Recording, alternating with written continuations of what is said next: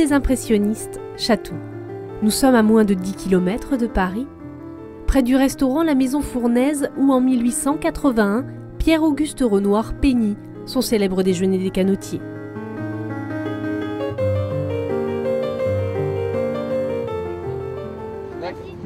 Le Mistral embarque ses passagers pour une croisière au pays des impressionnistes.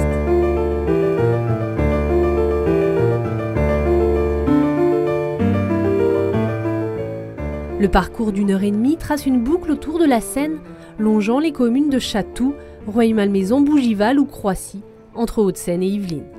Ce sont des communes donc limitrophes qui ont vu leur sort complètement basculer justement au XIXe siècle avec l'engouement des Parisiens pour l'Ouest.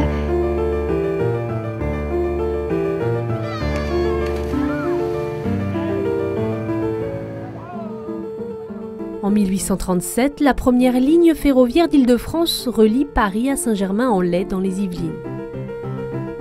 En moins d'une demi-heure, les citadins peuvent s'échapper à la campagne.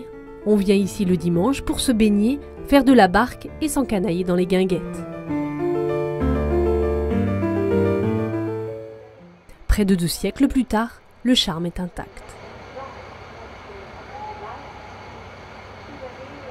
C'est beaucoup de charme.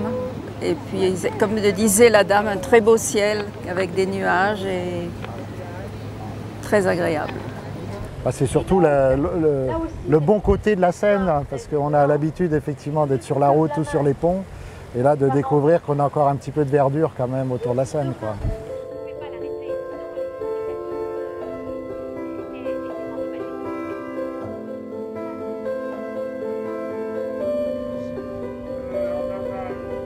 À la fin du XIXe siècle, les premiers peintres impressionnistes, Renoir, Monet ou Sisley, installent leurs chevalets sur ces mêmes berges de Seine.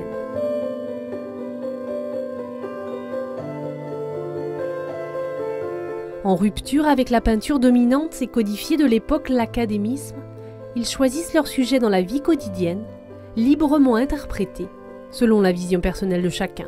Tout le long d'ailleurs de ce parcours, on voit des reproductions des tableaux impressionnistes. Autrement dit, c'est voir véritablement les lieux qui ont inspiré ces peintres-là. C'est le berceau, c'est ça qui est joli, c'est le berceau de l'impressionnisme. L'enfant impressionniste est né ici.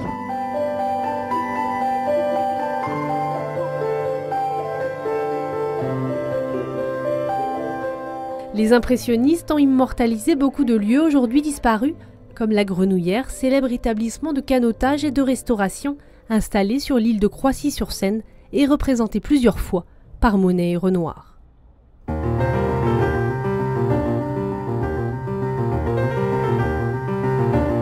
Et ce qui est intéressant, c'est de voir comment ils ont, à travers leur peinture, évidemment magnifié des paysages qui sont, disons-le tout net, quotidiens, même parfois un peu banals, mais qui ont été transfigurés par leur palette et par surtout, on peut le dire, la peinture impressionniste, c'est la lumière. On retrouve encore aujourd'hui, au gré de cette balade fluviale sur la Seine, cette lumière et cette ambiance qui ont inspiré les peintres impressionnistes, à une vingtaine de minutes seulement de la capitale.